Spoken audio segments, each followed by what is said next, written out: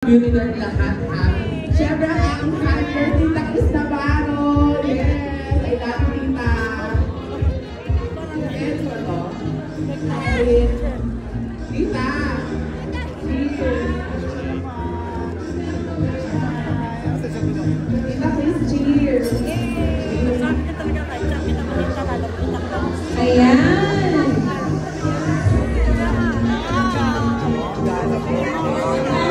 Mami Ray, ako pa ng birthday ko na sabi ko, Bea Alonzo and Golden Solis.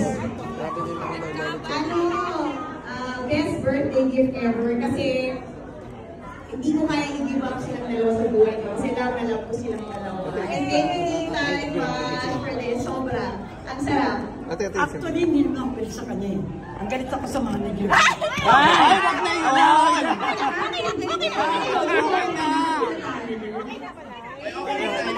Ang bilis, Ilor Santiago, yung bilis mo na. Siyempre, kailangan.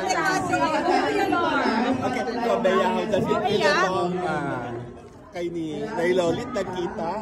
Opo, unang beses ko po siya na-meet ngayong sa personal.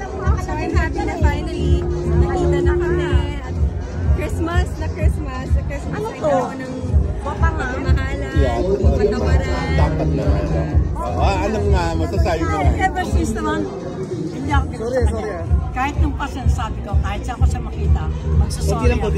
Talagang, that time, pinaglaruan ko lang dahil naiirita ako sa isang taong malapit sa kanya. Okay, so, ngayon nagsasorry ka na? Yeah, oo.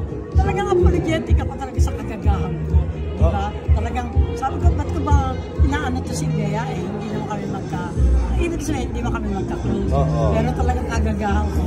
Kaya tuloy-tuloy yun, diba? So ngayong nag-meet na kayo, anong masasabi mo? Marami naman ako narinig na magagandang bagay tungkol sa kanya. Yung mga sila Lorna, sinasabi sa akin, mabait siya, sila Christopher Dillon, sinasabi sa akin. Diba, alaga akong artista, lahat pinapuli siya. Kaya alam ko mabait siya. Kaya sabi ko, bakit mo ginagaling si Bea? Eh, hindi naman kami, wala naman kami pinagawa yan. Okay, so Ray, ikaw ang naging daan para magkaroon ng at pagmamahalan. Yan, ang sarap po kasi dapat naman talaga sa pamilya, diba? Isa lang po yung industriya nating lahat, kaya napakasarap yung feeling. Yun po. Speechless. Kaya nga, speechless.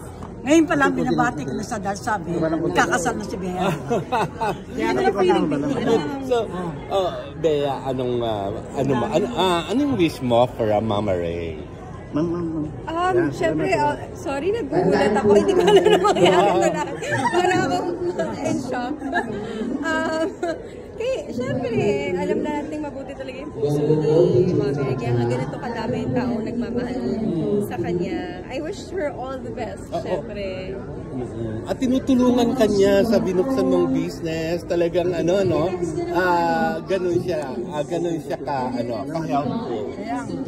Lahat naman ang endeavors ko. Sa pelikula, sa TV, lagi naman siyang nandyan. Ano yung business mo ngayon? A travel essentials business ko. It's called Bash. So, yung Bash ay hango syempre sa pangalang Basha, pero syempre Bash also means a party or celebration. So, yun yung gusto namin sana maging part kami, maging companion kami ng mga tao as they celebrate all their journeys in life. Ayun, at tinutulungan mo siya. At meron po kaming surpresa next year para sa inyong lahat. Magiging ninang sa kasal. May surpresa kami na may bubuksan kami ni Basha next year. Sarap naman. Talagang tuloy-tuloy ng pagiging entrepreneur mo. Oo, matagal naman na akong business savvy, pero hindi ako pa nakakapag-create ng sarili kong brand until nag-create ako ng Bash, yung Travel Essentials brand. Noon mas tahimik, ngayon mas to serve the people and to offer them what they can use and to solve their traveling problems. May wedding bells na ba next year? I'm sure, ninang sila. Anong prep sa ginagawa niyo? Sa ngayon kasi sabi nga nila dapat matagal bago ka mag-prepare, di ba? Pero sa ngayon dahil nagtatapos ako ng soap and then meron din po akong business. Medyo paminsan-minsan lang kami nakakapag-meeting tungkol dito. Pero wala pa kaming suppliers whatsoever. Pero darating din. At i-share ko naman may vlog ako. At paganda ng paganda, no? Love before sunrise. Yes! Tsaka ang dami sumusuporta, masaya kami. Oo, at ano na mangyayari? Siyempre, ano na bang lumalabas sa TV? Hindi ko alam kung lumalabas sa TV at sa View. Pero, pag painit ng painit yung mangyayari, lalo na sa between me and Andrea, and siyempre, between me and Dennis, and si Sid. Lea, message ko for Merry Christmas! Nagulat ako, hindi ko alam. Ngayon lang kami nag-meet sa personal.